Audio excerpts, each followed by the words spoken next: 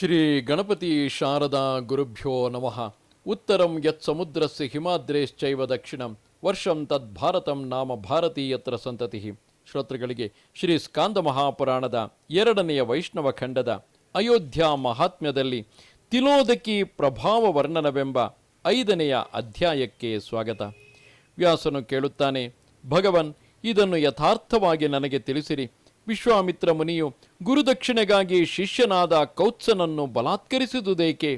ಆತನು ಪಡೆಯಲು ಬಹುಕಷ್ಟವಾದ ಅಷ್ಟು ಹಣವನ್ನು ಕೊಡಬೇಕೆಂದು ಶಿಷ್ಯನಾದ ಕೌತ್ಸನನ್ನು ಈ ರೀತಿ ಕ್ರೋಧಗೊಂಡು ಅದೇಕೆ ಕೇಳಿದನು? ನನ್ನಲ್ಲಿ ಕೃಪೆಯಿಟ್ಟು ಇದೆಲ್ಲವನ್ನೂ ಹೇಳುವವನಾಗು. ಅಗಸ್ತ್ಯನು ಹೇಳುತ್ತಾನೆ, ಎಲೈ ದ್ವಿಜನೆ, ಈ ಕಥೆಯನ್ನು ಸಾವಧಾನ ಮನಸ್ಕನಾಗಿ ಕೇಳು. ವಿಶ್ವಾಮಿತ್ರನು ಮುನಿಗಳಲ್ಲೆಲ್ಲ ಶ್ರೇಷ್ಠನು, ದಿವ್ಯವಾದ ಜ್ಞಾನ ನೇತ್ರವುಳ್ಳವನು. ಆ ಮುನಿಯು ತನ್ನ ಆಶ್ರಮದಲ್ಲಿ ವ್ರತ ತೊಟ್ಟು ಇಂದ್ರಿಯಗಳನ್ನು ನಿಗ್ರಹಿಸಿಕೊಂಡು ಬಹು ಕಷ್ಟವಾದ ತಪಸ್ಸನ್ನು ಮಾಡತೊಡಗಿದನು. ಒಂದಾನೊಂದು ದಿನ ಅವನನ್ನು ನೋಡುವುದಕ್ಕಾಗಿ ದೂರ್ವಾಸ ಮುನಿಯು ಬಂದನು.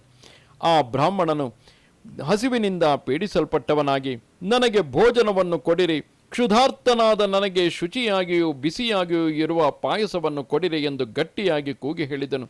ಆ ಮಾತನ್ನು ಆಲಿಸಿ ವಿಶ್ವಾಮಿತ್ರನು ಪ್ರಯತ್ನಪೂರ್ವಕವಾಗಿ ಸ್ಥಾಲಿಯಲ್ಲಿ ಪಾಯಸವನ್ನು ತೆಗೆದುಕೊಂಡು ತಾನೇ ಆ ಮುನಿಗೆ ಸಮರ್ಪಿಸ ಬಂದನು. ಆ ಮಹರ್ಷಿಯು ಪಾಯಸವನ್ನು ತೆಗೆದುಕೊಂಡು ಬಂದುದನ್ನು ಕಂಡು ಲಕ್ಷಣ ತತ್ಪರನಾದ ಆ ದೂರ್ವಾಸ ಮುನಿಯಾದರೂ ವಿಶ್ವಾಮಿತ್ರ ಮುನಿಯನ್ನು ನೋಡುತ್ತಾ ಮಧುರ ವಾಕ್ಯವನ್ನು ಇಂತೆಂದು ನುಡಿದನು. ವಿಪ್ರೇಂದ್ರ, ಒಂದು ಕ್ಷಣಕಾಲ ತಾಳು, ನಾನು ಸ್ನಾನ ಮಾಡಿ ಬರುತ್ತೇನೆ. ಇಲ್ಲಿಯೇ ಒಂದು ಕ್ಷಣಕಾಲ ನಿಲ್ಲು. ಈಗೋ ಈಗಲೇ ಬಂದು ಬಿಡುತ್ತೇನೆ. ಹೀಗೆಂದು ನುಡಿದು ತನ್ನ ಆಶ್ರಮಕ್ಕೆ ಹೊರಟು ಹೋದನು. ಆಗ ತಪೋನಿಷ್ಠನಾದ ವಿಶ್ವಾಮಿತ್ರನು ಬೆಟ್ಟದ ತಪ್ಪಲಿನಂತೆ ಅಲ್ಲಿಂದ ಕದಲದೆ ಸ್ಥಿರಮತಿಯಾಗಿ 1,000 ದಿವ್ಯ ವರ್ಷಗಳವರೆಗೆ ಅಲ್ಲಿಯೇ ನಿಂತು ಬಿಟ್ಟನು. ಅತ್ಯುತ್ತಮನು, ಉದಾರನು, ಮಾತ್ಸರ್ಯರಹಿತನೂ ಆದ ಕೌತ್ಸನು ವ್ರತವನ್ನು ಧರಿಸಿ ಆ ವಿಶ್ವಾಮಿತ್ರನ ಶುಶ್ರೂಷೆಯನ್ನು ಮಾಡುವುದರಲ್ಲಿ ನಿರತನಾಗಿದ್ದನು. ಬಳಿಕ ಕಲ್ಮಶರಹಿತನಾದ ಆ ದೂರ್ವಾಸ ಮುನಿಯು ಮತ್ತೆ ಅಲ್ಲಿಗೆ ಬಂದು ಪಾಯಸವನ್ನು ಕುಡಿದು ತಕ್ಷಣವೇ ತನ್ನ ಆಶ್ರಮಕ್ಕೆ ಹೊರಟು ಹೋದನು. ಆ ಮುನಿವರನು ಹಾಗೆ ಹೊರಟು ಹೋಗುತ್ತಲೇ ತಪೋನಿಧಿಯಾದ ವಿಶ್ವಾಮಿತ್ರನು ವಿದ್ಯಾವಂತರಲ್ಲಿ ಶ್ರೇಷ್ಠನಾದ ಕೌತ್ಸನನ್ನು ಮನೆಗೆ ಹೋಗಬಹುದೆಂದು ಕಳುಹಿಸಿಕೊಟ್ಟನು. ಹೀಗೆ ಕಳುಹಿಸಲು ಆತನು ಗುರುದಕ್ಷಿಣೆಯನ್ನು ಕೇಳಿರಿ ಎಂದು ಗುರುವಾದ ಆ ಮುನಿಯನ್ನು ಕೇಳಿದನು. ವಿಶ್ವಾಮಿತ್ರನಾದರೂ ಅವನನ್ನು ಕುರಿತು, ನೀನೇನು ದಕ್ಷಿಣೆ ಕೊಡುತ್ತೀಯೇ? ನಿನ್ನ ಶುಶ್ರೂಷೆಯೇ ದಕ್ಷಿಣೆ. ಎಲೈ ವ್ರತಶೀಲನೆ, ಮನೆಗೆ ಹೋಗು ಎಂದನು. ಪುನಃ ಪುನಃ ಶಿಷ್ಯನು ಗುರುವನ್ನು ನಿರ್ಬಂಧಪಡಿಸುತ್ತಾ ದಕ್ಷಿಣೆಯನ್ನು ಕೇಳಬೇಕೆಂದು ಹೇಳತೊಡಗಿದಾಗ ಗುರುವು ಬಹಳ ಕ್ರುದ್ಧನಾಗಿ ಶಿಷ್ಯನನ್ನು ಕುರಿತು ನಿಷ್ಠುರವಾಗಿ ಹೀಗೆಂದು ಹೇಳಿದನು. ಅಯ್ಯ ವಿಪ್ರನೇ, 14 ಕೋಟಿ ಸುವರ್ಣಗಳನ್ನು ನನಗೆ ತಂದುಕೊಡು. ಅದೇ ನನಗೆ ಗುರುದಕ್ಷಿಣೆ. ಆಮೇಲೆ ಮನೆಗೆ ಹೋಗು ಎಂದನು. ಗುರುವಾದ ಆ ಕೌಶಿಕನು ಹೀಗೆನ್ನಲು ಕೌತ್ಸನು ವಿಚಾರ ಮಾಡಿ ದಿಕ್ಕುಗಳನ್ನೆಲ್ಲ ಜಯಿಸಿದವನಾದ ಕಾಕುಸ್ಥನ ಬಳಿಗೆ ಬಂದು ಗುರುದಕ್ಷಿಣೆಯನ್ನು ಕೇಳಿಕೊಂಡನು.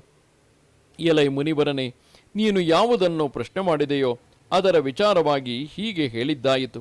ಮುಂದೆ ಮತ್ತೊಂದು ಉತ್ತಮವಾದ ವ್ರತ ಬುಧಿಸಲು, ಉತ್ತಮವಾದ ತೀರ್ಥವು ಬುಧಿಸಲು ಕಾರಣವನ್ನು ಹೇಳುತ್ತೇನೆ ಕೇಳು. ಅದು ಸ್ವರ್ಣ ಖನಿಗೆ ದಕ್ಷಿಣ ದಿಕ್ಕಿನಲ್ಲಿ ಸಿದ್ಧರಿಂದ ಸೇವಿಸಲ್ಪಟ್ಟ ಸಂಗಮ ಪ್ರದೇಶವು. ತಿಲೋದಕಿ ಮತ್ತು ಸರಯೂ ನದಿಗಳು ಕೂಡುವುದರಿಂದ ಆದ ಆ ಸಂಗಮವು ಭೂಮಿಯಲ್ಲಿಯೇ ಪ್ರಸಿದ್ಧವಾಗಿದೆ. ಎಲೈ ಮಹಾಭಾಗನೆ, ಅಲ್ಲಿ ಸ್ನಾನ ಮಾಡಿದ ನರರು ಪಾಪರಹಿತರಾಗುತ್ತಾರೆ. ವ್ರತಶೀಲನಾದ ಯಾವ ಧರ್ಮಾತ್ಮನು ಅಲ್ಲಿ ಸ್ನಾನ ಮಾಡುತ್ತಾನೆಯೋ ಅವನು 10 ಅಶ್ವಮೇಧಗಳನ್ನು ಮಾಡುವುದರಿಂದ ಯಾವ ಫಲ ಉಂಟಾಗುವುದೋ ಆ ಫಲವನ್ನು ಪಡೆಯುತ್ತಾನೆ. ಅಲ್ಲಿ ಯಾವನು ವೇದ ಪಾರಂಗತನಾದ ಬ್ರಾಹ್ಮಣರಿಗೆ ಸ್ವರ್ಣಾದಿಗಳನ್ನು ದಾನ ಮಾಡುವನೋ ಅವನು ಶುಭಕರವಾದ ಗತಿಯನ್ನೈದುತ್ತಾನೆ. ಅಲ್ಲದೆ ಅಗ್ನಿಯಂತೆ ದಿವ್ಯ ತೇಜದಿಂದ ಬೆಳಗುತ್ತಾನೆ. ತಿಲೋದಕಿ ಸರಯೂ ನದಿಗಳ ಲೋಕಪ್ರಸಿದ್ಧವಾದ ಸಂಗಮ ಸ್ಥಾನದಲ್ಲಿ ವಿಧಿಪೂರ್ವಕವಾಗಿ ಅನ್ನದಾನ ಮಾಡಿದವನು ಮತ್ತೆ ಎಂದಿಗೂ ಹುಟ್ಟಿ ಬರುವುದಿಲ್ಲವು. ಯಾವ ಮಾನವನು ಆ ಸಂಗಮದಲ್ಲಿ ಉಪವಾಸ ಮಾಡಿ ಬ್ರಾಹ್ಮಣರಿಗೆ ಸಂತರ್ಪಣೆ ಮಾಡುವನೋ ಅವನು ಸೌತ್ರಾಮಣಿ ಯಜ್ಞದ ಫಲವನ್ನು ಪಡೆಯುತ್ತಾನೆ.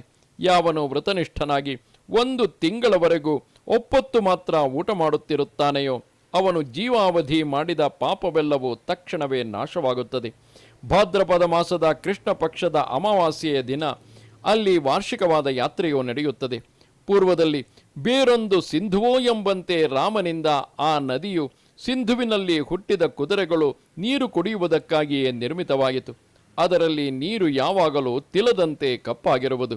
ಆ ಕಾರಣದಿಂದ ಪುಣ್ಯ ಜಲವುಳ್ಳ ಆ ನದಿಯು ತಿಲೋದಕಿ ಎಂದು ವಿಖ್ಯಾತವಾಗಿರುವುದು.